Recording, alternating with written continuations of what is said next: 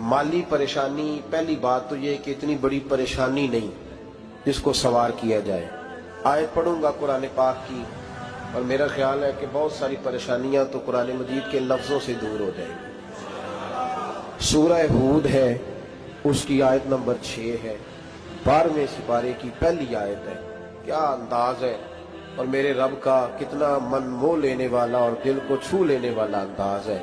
रब करीम ने फरमाया वमा मिन दाब्बतिन फिल अर्द, फरमाया नहीं जमीन पर कोई भी ऐसा चलने वाला, जमीन पर कोई ऐसा नहीं जो चलता हो, इल्ला अलल्लाहि रिज़्कुहा, जिसका रिस्क अल्लाह ने अपने जिम्मे न लिया हो। जमीन पे कोई चलने वाला ऐसा नहीं जिसके रिस्क की जिम्मेदारी रब करीम की ना हो। ये जिम्मेदारी रिस्क किसकी है? बोल के बताएं, बोल के किसकी जिम्मेदारी है जी? अल्लाह। देखिए गौर फरमाएं, यहाँ मुफस्सिरीन ने एक बात लिखी है इस आयत के तहत कि फरमाया जो जमीन पे चलने वाला है उसका रिस्क अल्लाह के जिम्मे। फरमाते हैं कि ये अल्लाह ने हमारी अकल के मुताबिक हमसे बात की है, वरना आसमानों में जितनी मखलूक है रिस्क उसका भी अल्लाह के जिम्मे ही है। यहाँ जो फिल अर्द के लफ्ज है जमीन पे, वो हमें समझाने के लिए कि तुमने तो सिर्फ ये दुनिया देखी है ना, तो जिसको तुमने देखा है वो सब खाते अल्लाह का दिया हुआ ही है। तो जो हमने देखा था रब करीम ने उसके मुताबिक हमें समझा दिया। फरमाया कुछ तो तुमने देखे ही नहीं, चलो उनकी तुमसे बात नहीं करते, पर जो तुमने देखे हैं उन सब का रिस्क किसके जिम्मे है? अल्लाह के। मेरे रसूल करीम सैयद आलम सल्लल्लाहु ताला अलैहि वसल्लम कुरान मजीद की जब तर्जुमानी करते, वजाहत करते, तो महबूब पाक सल्लल्लाहु अलैहि वसल्लम भी कोई इश्काल रहने नहीं देते थे, कोई इश्काल नहीं रहने देते थे। मेरे महबूब करीम अलैहिस्सलातु सलाम ने फरमाया अल्लाह पे भरोसा रख के सवेरे निकल जाना रिस्क की तलाश में। किस पे भरोसा रखना है? निकलना तुम्हारे जिम्मे है। ये ना कहना कि घर बैठूंगा तो यही आएगा, निकलना तुम्हारी जिम्मेदारी है। जितनी जिम्मेदारी है वो पूरी करना। अल्लाह पे भरोसा करके निकल जाना तुम्हारी जिम्मेदारी है। रब का जिम्मा है तुम्हें रिस्क देना, वो जरूर तुम्हें रिस्क पहुंचाएगा। या रसूल अल्लाह सल्लल्लाहु अलैहि वसल्लम किस तरह पहुंचेगा? तो जरा हुजूर के लफ्जों का हुस्न भी देखिए। नबी पाक सल्लल्लाहु अलैहि वसल्लम ने फरमाया जिस तरह मौत तुम्हें ढूंढ लेती है ना कि तुम कहां मौजूद हो, जब वक्त आता है तो इंसान पाकिस्तान में हो तब भी आ जाता है, जद्दा में हो तब भी आ जाता है, मक्का में हो या मदीना तय्यबा में वक्त फिर भी आ जाता है। फरमाया जिस तरह मौत तुम जहां भी हो तुम तक पहुंच जाती है ना, इस तरह तुम्हारा रिस्क भी तुम जहां मौजूद होते हो अल्लाह वहां पहुंचा देता है, पहुंचा देता है। तो या रसूल अल्लाह सल्लल्लाहु अलैहि वसल्लम किस अंदाज में? तो फरमाया निकल जाना तुम्हारी जिम्मेदारी है। फरमाया सवेरे परिंदे भी निकल जाते हैं और शाम को जब लौटते हैं तो अल्लाह उन्हें पेट भर के रोजी अता फरमाता है। हालांकि उनको नहीं पता होता हमारा कारखाना कहाँ है, हमने कहाँ जाके मजदूरी करनी है। उनको नहीं पता होता कि हमारा दफ्तर कहाँ है, हमने किस ऑफिस में बैठना है। उनको नहीं पता होता कि हमने कहाँ जाके माल खरीदना है और कहाँ से हमने फिर उसको दोबारा बेचना है। उन्हें खबर नहीं होती, अल्लाह पे भरोसा करके निकल जाते हैं। निकलना तो तेरे जिम्मे है कि नहीं? फरमाया वो तू ड्यूटी कर, शाम को अल्लाह जो रब परिंदों को रोजी देता है वो तुझे भी अता फरमाएगा। मैं कहता हूं सोच कितनी कमजोर है उस आदमी की जो कहता है कैसे मिलेगा। कितनी कमजोर सोच है।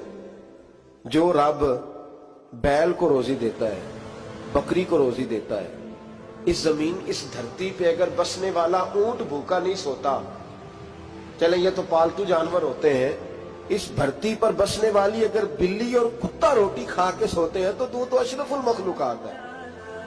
तूने अपने ज़हन में क्या टेंशन पाल लिया है कि नहीं आएगा तो मर जाऊंगा, क्या बनेगा, किस तरह होगा? तू क्यों इतना परेशान हो गया?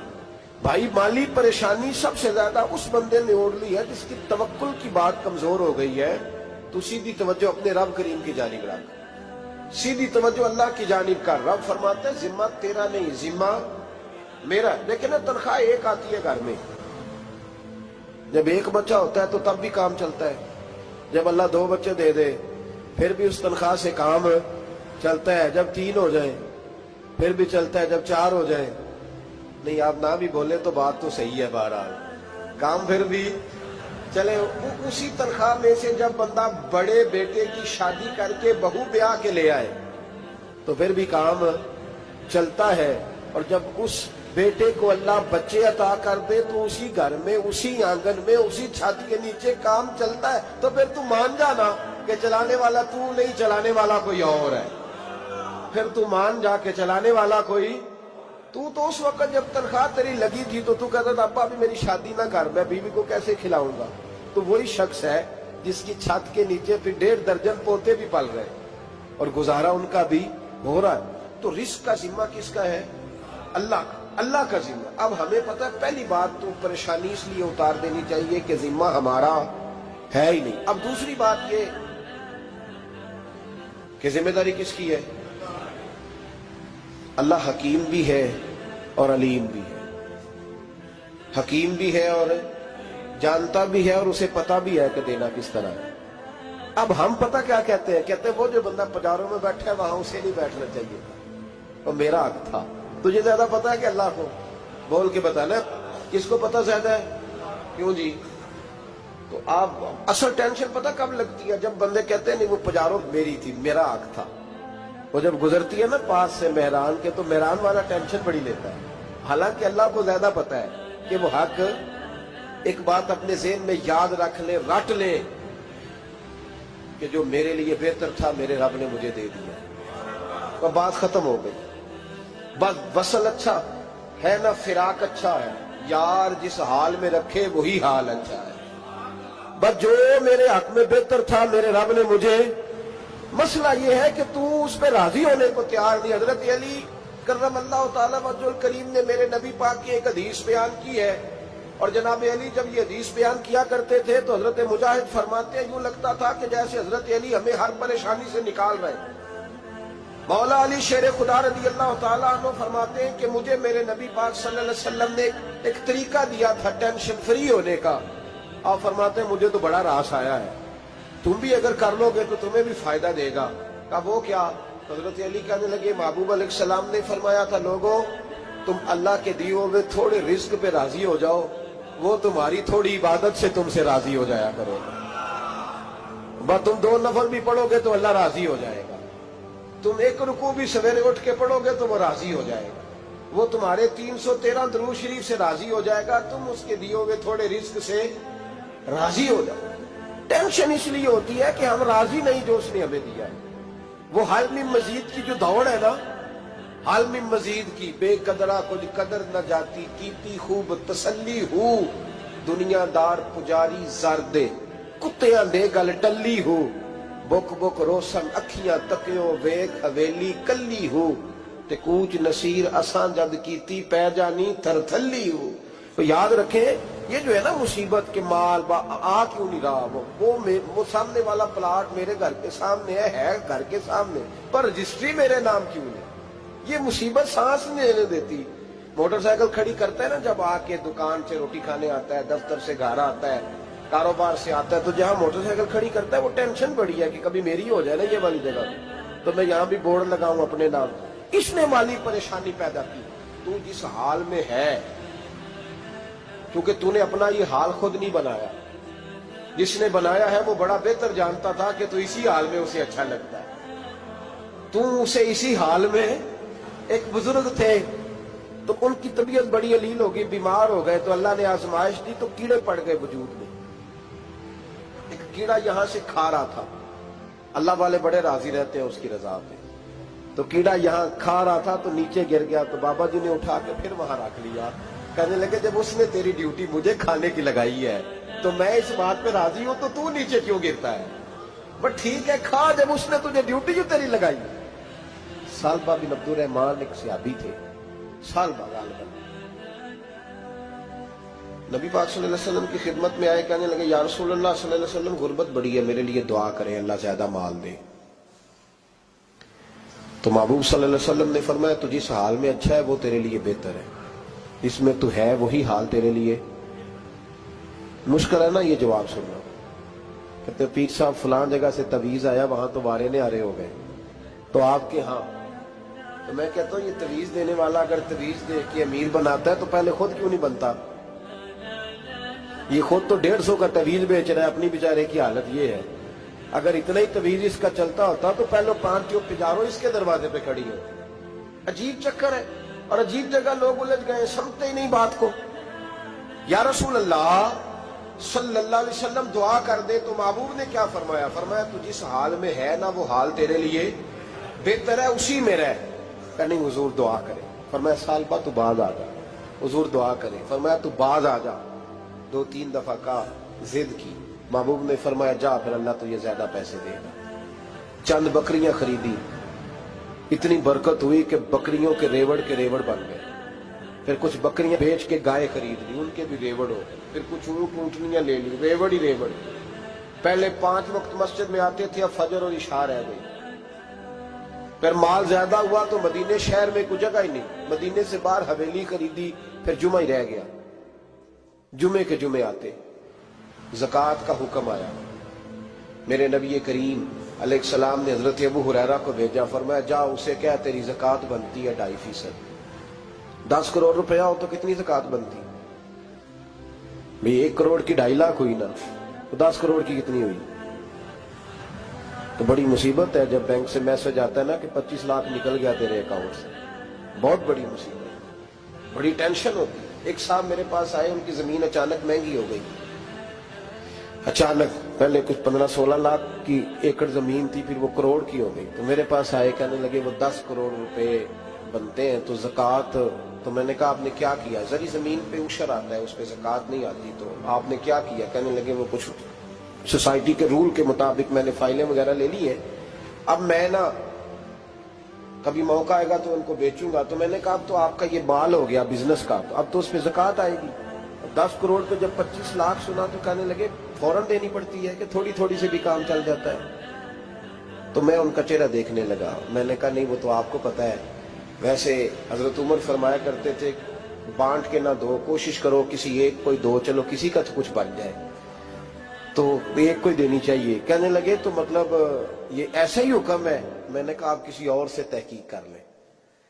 اب یہ بھائی لیتے وقت نہیں تجھے ٹینشن ہوئی کہ 15 لاکھ کا کروڑ ہو گیا, تو اس وقت کبھی تو نے کہا کہ یا اللہ, تو یہ کیسی سوچ ہے مسلمان, کس طرح کا اس کا؟ ہمارے ہاں جب کسی آدمی پہ حالات خراب ہوتے ہیں نا, تو سب سے پہلے وہ اس طرح کرتا ہے کہ جو میں کہیں اللہ کے رستے میں دیتا ہوں پہلے اسے بند کروں. جس رستے تجھے آ رہا تھا پہلے تو نے وہ رستہ بلاک کیا. حضرت اسماء بنت ابی بکر صدیق کہتی ہیں میں حضور کو مسجد کے لیے, ادارے کے لیے, صحابہ صفہ کے لیے کچھ دے رہی تھی, تو میں نے گننا شروع کیا تو حضور مسکرانے لگے. حضور مسکراتے کیوں ہیں؟ تو فرمانے لگی, محبوب فرمانے لگے اسماء اللہ کے رستے میں گن گن کے نہ دیا کر, ورنہ وہ بھی تجھے گن گن کے دے گا. تو اس کے رستے میں بے حساب دے, وہ بھی تجھے بے حساب ہی عطا فرمائے گا. لیکن پہلے یہ والا پہلے دروازہ بند کرو, یہاں سے پیسے ختم ہو رہے ہیں. تو اس طرح کرنا بھائی. اس دفعہ سوٹ ذرا گرمیوں والے نہ خرید, لیکن جو تو اللہ کے رستے میں دے رہا ہے اسے دیتا رہے. لیکن ہم اپنا نقصان کرتے ہیں, زیادتی کرتے ہیں اپنے ساتھ. میں نے آپ کو پہلے بھی بتایا تھا پیار کی بولی ہے, پھر بولتا ہوں.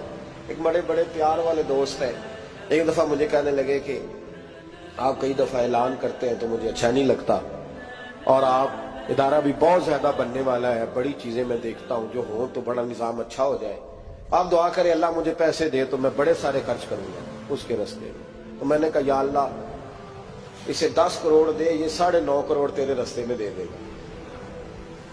تو چپ کر گیا, جس طرح آپ نہیں کر گئے سارے, چپ کر گیا وہ بھی. اس نے کہا جی نہیں جی انشاءاللہ کریں گے. تو میں کیا پلیا جی دعا پہ ہوں دیا, ابھی تو وہ آئیں گے تو تب دیکھی جائے گی. تو یہیں اڑ گیا, یعنی 9.5 کروڑ اللہ کے رستے میں خرچ کرنے کی دعا پہ بھی آمین کوئی نہیں کہتا کہ چلو آمین ہی کہہ دیں. تو میں کہا تینوں تے 50 لاکھ بچتا سی پیا, لیکن تو اس سودے پہ تیار ہے. جب یہ سوچ ہوتی ہے, یہ غلط سوچ ہے. یہ بات تو اگر تو مسکرانے والی, لیکن یہ سوچ صحیح نہیں. حضرت عثمان غنی رضی اللہ تعالیٰ عنہ کہتے ہیں جس وقت نبی پاک صلی اللہ علیہ وسلم نے اعلان کیا نا جنگ کے موقع پر کہ 800 سپاہیوں کا خرچہ چاہیے, کہتے ہیں میرے پاس 600 کا تھا. یہاں ایک روایت میں حضور نے 1000 کا اعلان کیا تو میرے پاس 800 کا تھا. جب 2-3 دفعہ نبی پاک نے اعلان کیا تو کہتے ہیں میں نے کھڑے ہو کے کہا یا رسول اللہ پورا 800 میری طرف سے. کہتے میں نے 200 سپاہی کا خرچہ ادھار اٹھایا لیکن پورے 2 مہینے نہیں گزرے تھے، رب کریم نے مجھے کئی گنا کر کے پیسے واپس عطا فرما دیے۔ اور بات تو یہ ہے کہ تیری وہاں لو لگی ہو، تو تجارت کرتا ہے ان لوگوں کے ساتھ جو کیا دے سکتے۔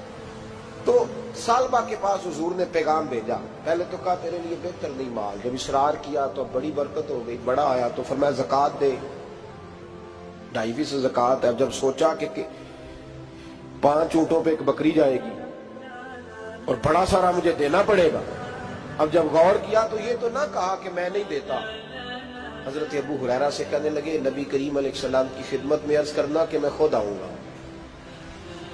حضرت ابو ہریرہ نے آ کے عرض کی یا رسول اللہ صلی اللہ تعالی علیہ وسلم، حضور وہ کہتے تھے میں خود آؤں گا، تو کہتے ہیں محبوب نے ٹھنڈی سانس لی، فرمایا اسے کہا تھا کہ تیرے لیے مال بہتر نہیں، اب ہلاک ہو گیا، ہائے افسوس ہلاک ہو گیا۔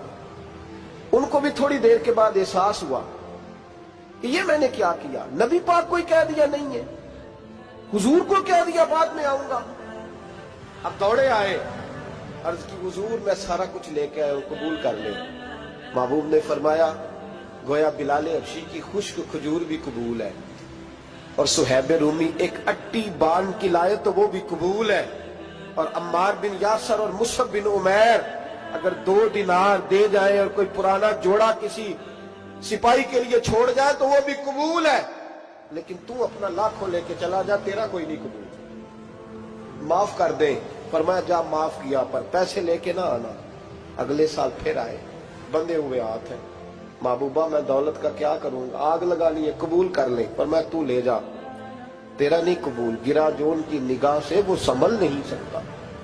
حضور نے وصال ظاہری کیا تو جناب صدیق اکبر کے پاس آئے، لاکھوں کا مال، ابو بکر قبول کر لو، تو جناب صدیق اکبر کہنے لگے اس کا کر لو جس کا نبی نے نہیں کیا، چل جا کوئی نہیں چاہیے۔ حضرت عمر کے زمانے میں قحط پڑ گیا، بارشیں نہیں ہوتی، غلہ نہیں ملتا، حالات خراب ہے، مالی طور پہ بحران آ گیا، غربتیں، مجبوریاں، تکلیفیں، آ کے روئے، عمر میرا قبول کر لو، مجھے معافی تو مل گئی تھی نا۔ فرمایا معافی اپنی جگہ پہ، پر جس کا مصطفیٰ نے قبول نہیں کیا۔ بہت سارے لوگوں کو پتہ ہی نہیں کہ ان کا قبول ہی نہیں ہوا، اور وہ الجھے ہوئے ہیں، انہیں خبر ہی نہیں کہ اصل بات کیا ہے۔ فرمایا جس کا مصطفیٰ کریم نے قبول نہیں کیا، اب ہیرے اور جواہرات بھی لے کے آئے تو بھوکے مریں گے، پر اس کا قبول، اس بات پہ راضی رہو، اس حال میں اللہ نے رکھا ہوا، اس حال میں راضی رہو۔ یہ جو مصیبت ہے نا دیکھنی کہ وہ بھی میرے پاس، تمہیں کیا پتا، کبھی پوچھ تو صحیح اس سے وہ کس مصیبت کا شکار ہے، جو مالی طور پہ بڑا امیر ہے، تو اس کی طرف دیکھ کے اپنا دل برا کرتا ہے۔ بس جس حال میں رب نے رکھا ہے اس حال میں رہ۔ حضرت عثمان غنی کے زمانے میں تو وہ وصال کر گئے، لیکن بھائی تو جس حال میں تیرا رب تجھے رکھتا ہے اس حال میں رہ، تیری مالی پریشانیاں ختم ہو جائیں۔ میں نے پہلے بھی شاید آپ کو ایک دفعہ کہا تھا، میں تعلیم سے فارغ ہوا تو میرے ایک استاد اور میرے کچھ دوست کہنے لگے افریقہ آ جائیں آپ، وہاں ایک بہت بڑا ادارہ ہے، اس کو چلائیں، اس کو سنبھالیں۔ میری والدہ سے میں نے کہا، اس طبیعت ہوتی ہے نا انسان کی، میرا بھی دل لگ گیا۔ میری اماں پڑھی نہیں تھی لیکن اللہ نے دانائی بڑی عطا فرمائی تھی، حکمت بڑی تھی، سیانی بڑی تھی۔ تو میں نے کہا اماں جی تو مجھے ساؤتھ افریقہ کی دعوت ہو رہی ہے، تو آپ کیا کہتی ہیں؟ تو اٹھ کے میرے پاس آ گئی اور مجھے انہوں نے اپنے بازوؤں میں لے لیا، پھر میرا ماتھا چوما، کہنے لگی پتر میں تے وال بھی نہ پوٹ پہ دیوا کسی، ہم نے دولت کا کیا کرنا، تو اللہ کا نام لے کے کہیں بیٹھ جا، رب کریم رون کے لگا دے گا، خیر ہو جائے۔ تو میرے بھائی یاد رکھیں ان چیزوں سے تھوڑا سا دیکھیں نا، قناعت کریں، جو اللہ نے دیا اس پہ راضی ہو جائے، اللہ بڑا مہربان ہے، وہ آسانیاں کر دیا کرتا ہے۔ تو یاد رکھیں میرے رسول کریم علیہ السلام نے ایک تو ہمیں درس یہ دیا ہے کہ تو سمجھ جا، قرآن نے ہمیں بتایا ہے کہ روزی تیری ذمہ داری نہیں، روزی کس کی ذمہ داری ہے؟ اللہ کی۔ اور دوسری بات یہ کہ جو اللہ نے تمہیں دیا ہے اس پہ تو راضی ہو جا، تیری مالی پریشانیاں ختم ہو جائیں۔ اور پھر حضور صلی اللہ علیہ وسلم نے فرمایا مذہبی طور پر جب دیکھو تو آگے دیکھو، اور دنیاوی طور پر جب دیکھو تو پیچھے دیکھو، پریشانی ختم ہوگی۔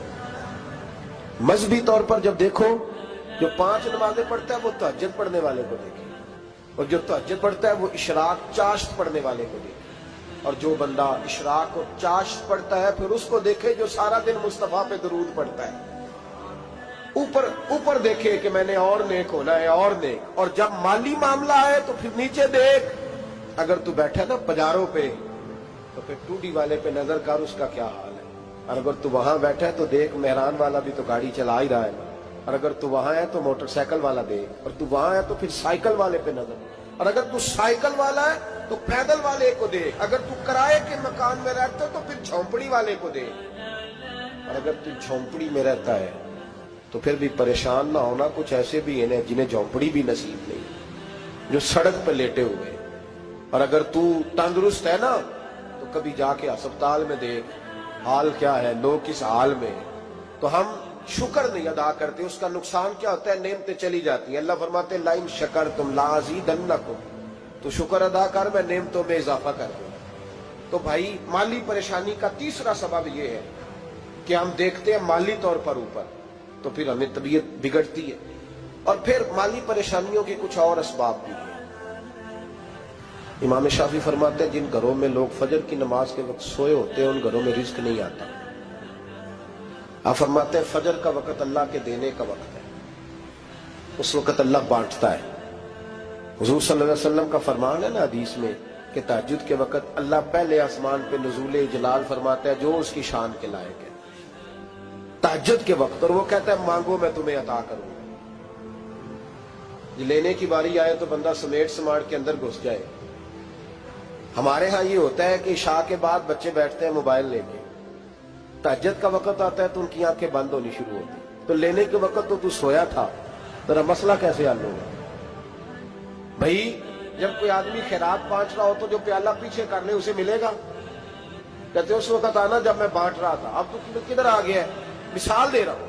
تو فجر کا وقت مانگنے کا ہے، تو ساری رات تو گزر گئی گیمیں کھیلتے، ٹی وی دیکھتے، اور جو لینے کا وقت تھا تو سو گیا، تو کیسے آئے گا تیرے پاس؟ تو اٹھے سویرے بندوں سے مانگ کے دیکھ لیا، بڑی عزتیں خراب ہوئی. فجر کا وقت اٹھ کے جھولی پھیلائے. میرے رسول پاک علیہ السلام فرماتے ہیں، رب فرماتے ہیں جب بندے میرے آگے جھولی پھیلاتے ہیں مجھے شرم آتی ہے. کسے چومیا یار گلاب تائیں، کسے جا کے کلی نو چومیا ہے، کسے چومیا یار دی چوکھٹ نو،